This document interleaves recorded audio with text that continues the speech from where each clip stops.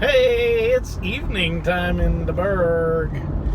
I just got done coaching a little freshman football game.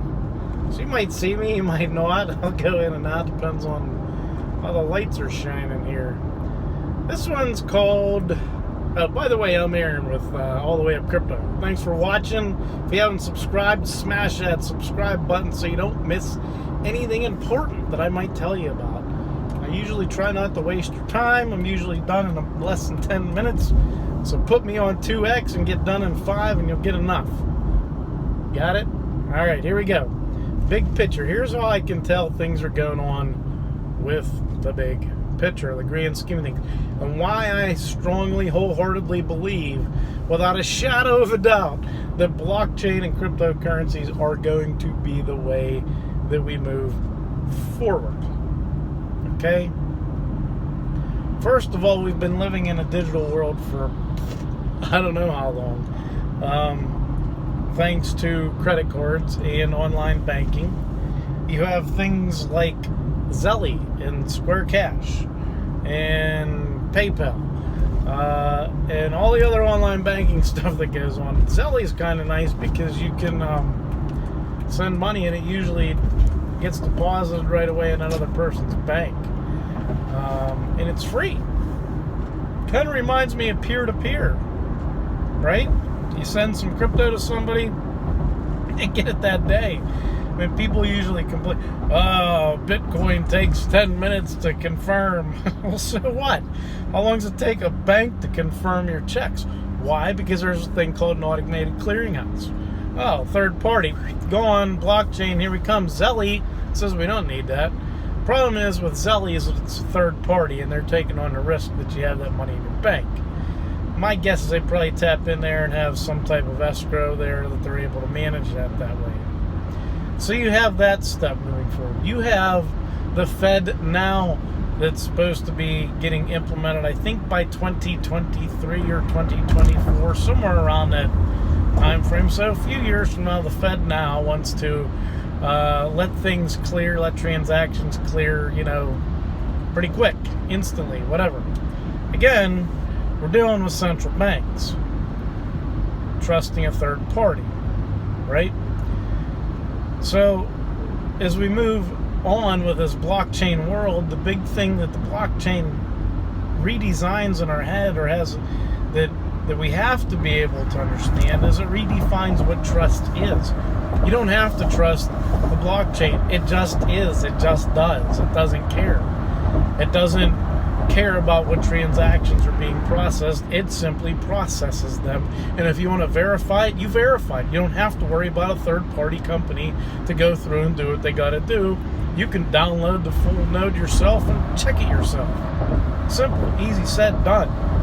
Okay, and as things progress forward and we get layers on top of layers on top of blockchain, things are going to get even faster, folks. They are. The big other reason I know that we're moving forward with this whole blockchain stuff is the fiat monetary system is slowly dying out. It's going to die out. Why? Well, because I see certain things going on that we're heading in for another recession. For example, I drove past the dealership on the way to the football game. 0 down payment, 0% financing for the 6 months, no payments for 5 months. What are they trying to do? They're trying to entice you to buy a car that you cannot afford. That's all it is. That's all they're trying to do, is get you to spend money that you don't have. Same way the banks tried doing this in wonderful 2008, 2009 recession time. We're in a tunnel, by the way, Squirrel Hill Tunnel. One of the many tunnels in the Berg. So you have the fiat monetary system that's dying out, and all you have to do is look over in Europe with the 0% or negative interest rates. I don't even understand how that's even possible. It blows my mind. So I think as we move forward, we're going to actually have assets that we own that are verified on a blockchain to back up and create our new monetary system. And I think that experiment's already beginning with the stable coin like DAI, put up some Ethereum. It's backed by Ethereum. You can trust it. no one's controlling it.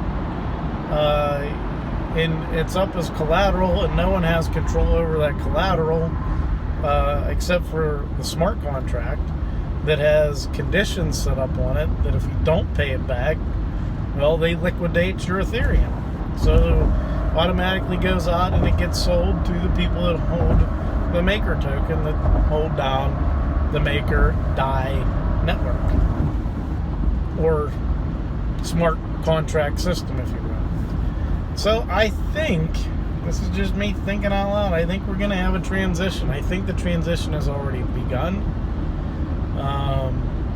You have people working on blockchain ideas that'll help push this stuff forward.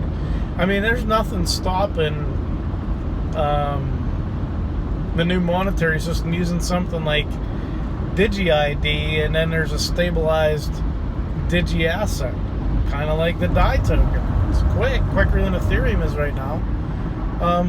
Ethereum, they ever get their plasma stuff out, it's supposed to be really fast.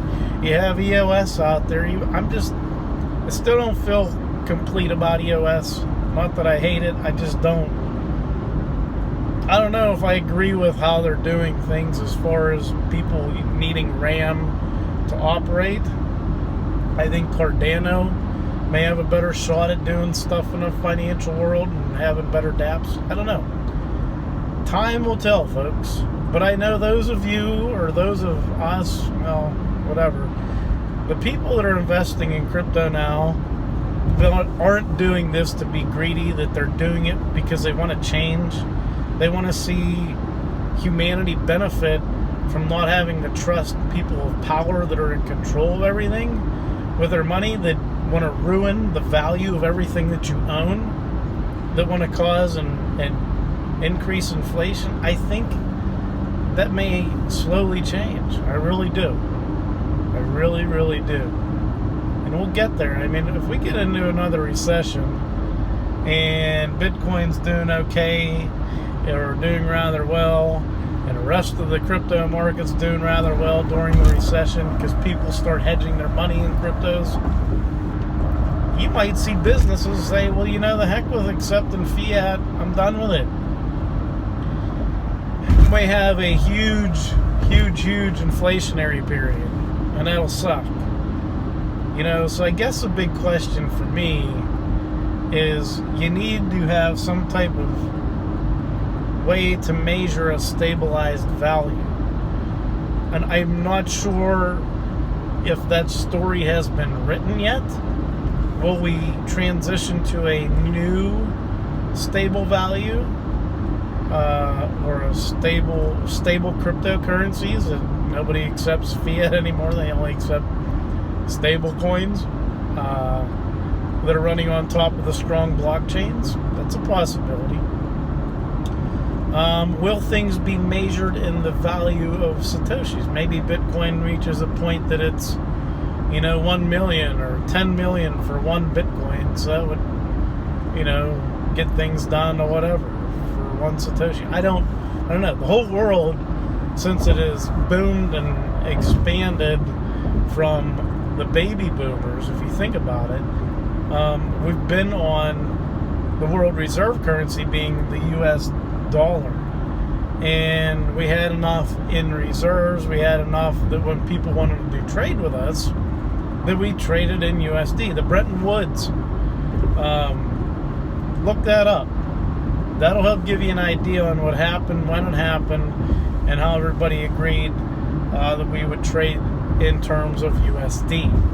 Now, if we lose that, if we lose out on that, sorry folks, living in the US, things might get a little rough.